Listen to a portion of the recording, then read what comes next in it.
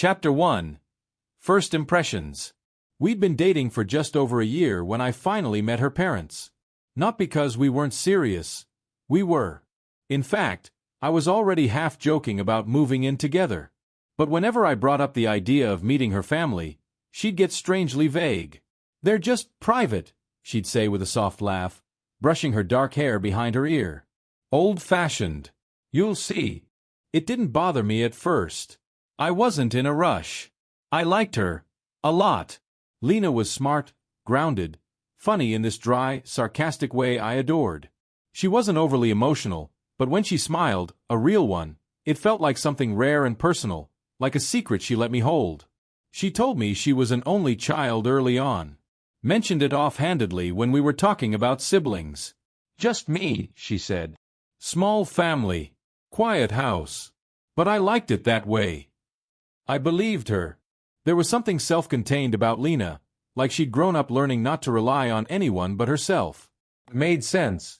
So when she finally said, "Hey, do you want to come home with me this weekend? My parents asked about you," I didn't hesitate. I said yes. We drove out of the city on a Friday afternoon, her little silver hatchback humming along narrow country roads lined with pine trees. Lena was relaxed, humming faintly along to the radio, occasionally reaching for my hand across the console. But the closer we got, the quieter she became. The house came into view just as the sun was dipping low. 2 stories, white siding, neatly trimmed lawn. Traditional. Almost too perfect. Her parents greeted us at the door. Her mom was tall and thin, with a tired smile and a coldness behind her eyes. Her dad, quiet and stiff, shook my hand without saying much. They were polite, sure, but formal. Like hosts at a museum, not family. Inside, the house was clean, but oddly sterile. Everything in its place. No family photos on the walls. No clutter. No warmth. Dinner was simple and quiet. Her parents asked the usual questions. Where I grew up, what I studied, what I did for work, but their interest felt rehearsed. Like checking boxes. At one point, Lena excused herself to grab something from upstairs. I was left alone with her parents in the dim dining room.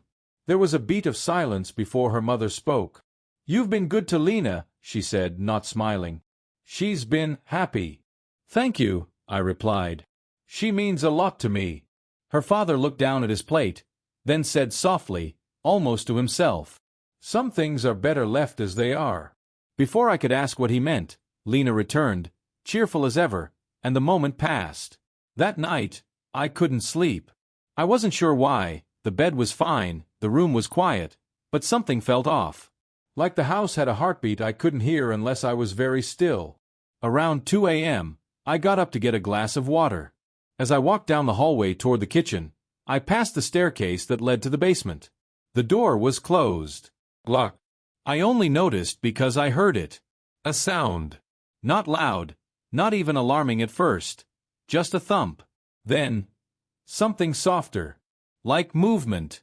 I stood there for a few seconds, staring at the door, waiting for it to stop. Maybe a boiler? A water heater?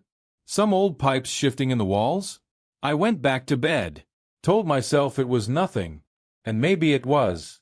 At least, that's what I thought. Chapter 2. The Girl in the Window. The next morning felt normal enough. Lena made coffee. Her mom offered me eggs I didn't want. Her dad sat silently at the kitchen table, flipping through a newspaper like he was living in a different decade. If anyone else had heard something the night before, they didn't show it. I thought about mentioning it to Lena, casually, but something stopped me. Maybe it was the way her dad's eyes followed me when I entered the room, like he was waiting for me to say the wrong thing. So I didn't. Instead, I suggested we go for a walk, get out of the house. Lena seemed relieved, like she needed the air too. We walked through the woods behind the house. There was a narrow path, half overgrown but still visible, weaving between tall pines and bending sunlight. We talked about nothing. Books, university, the new cafe near my place. But underneath it, there was tension. Not between us, exactly. More like the tension of 2 people pretending not to notice something. Eventually, we came to a small clearing with an old swing set. Rusted, unused. The seat tilted at an odd angle. Did you used to play here? I asked, gesturing to it. Lena looked at it for a moment. No, she said. That was before me. Chapter 3. The Locked Door. I made a decision sometime around 3 a.m. I hadn't really planned it. It just sort of settled inside me. The same way you know you're going to call someone, or say something, even if it breaks the rules. I was going to see what was in that basement. Lena was asleep beside me, curled under the blanket, breathing steady. I moved slowly, careful not to wake her. Slipped on my hoodie, grabbed my phone for light, and eased the bedroom door open. The hallway was colder than it had been earlier. Quiet, too quiet, like the house itself was holding its breath. I padded barefoot past the bathroom and down the stairs, careful to avoid the creaky spots I'd memorized from earlier. The living room was dark, the kitchen darker, but the basement door was easy to find, and just like before, it was locked. This time, I checked more carefully. Standard deadbolt. No key in sight. But the frame wasn't new. The wood was worn. And above the doorframe, I noticed something I hadn't before. 3 tiny scratches, like claw marks. Deliberate. Faint. Almost hidden in the trim. That's when I realized the lock wasn't original. It had been added recently. I didn't want to wake anyone, so I didn't make a scene. I went back upstairs. But sleep wasn't an option. I lay there, eyes open, brain racing.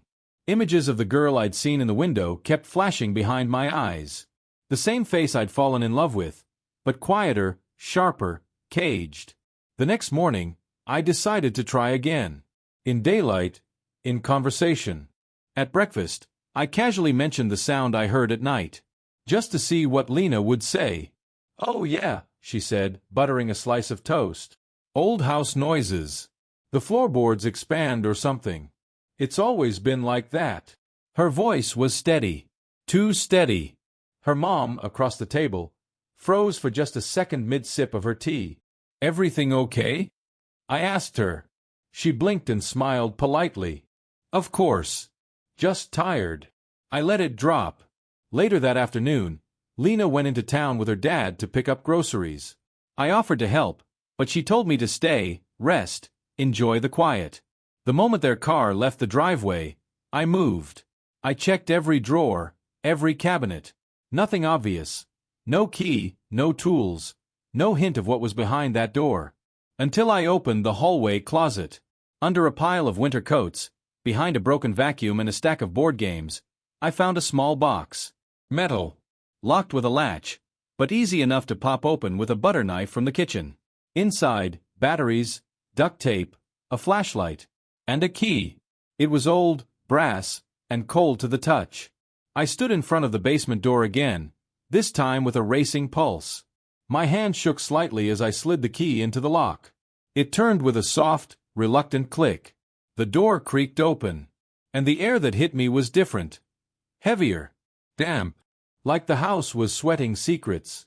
I stepped inside and pulled the door shut behind me. The basement stairs groaned under my weight. A single bulb buzzed weakly overhead. The walls were unfinished, concrete and cobwebs. Old tools lined one side. Boxes of what looked like holiday decorations and childhood toys.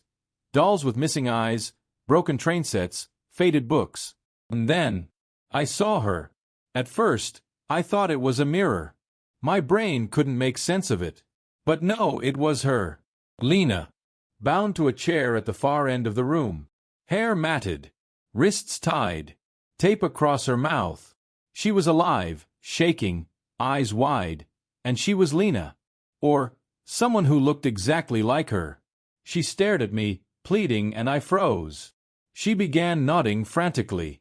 Her eyes screamed the words she couldn't say. I pulled the tape off her mouth. She gasped, choking back a sob. "I'm Lena," she whispered. "I'm the real one. You have to get out of here. She's not who you think she is." Chapter 4. One of us is lying. I just stood there, frozen.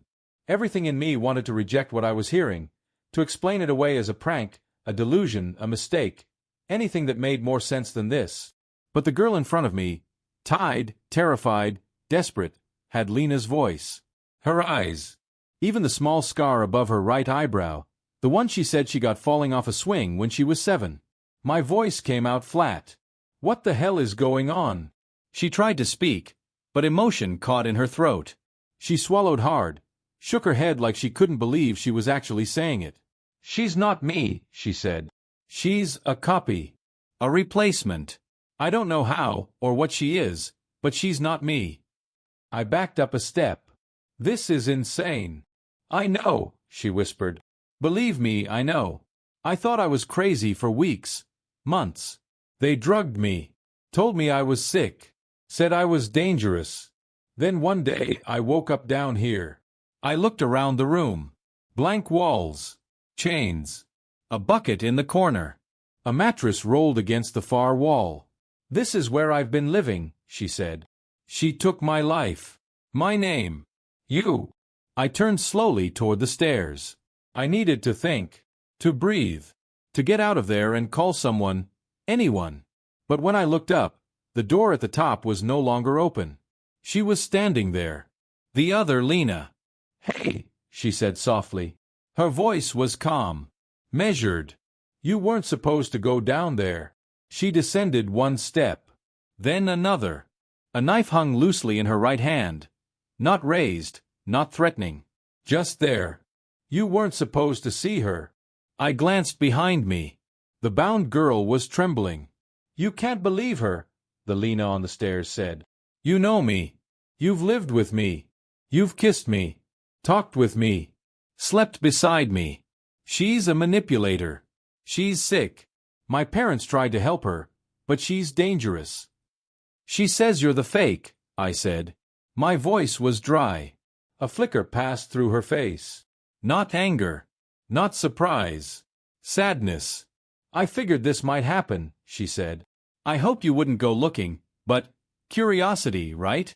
She stopped halfway down the stairs, the knife still at her side. I'm not going to hurt you, she said, but you need to decide. Right now. Who do you trust? I stood between them. One behind me, shaking and broken. One in front of me,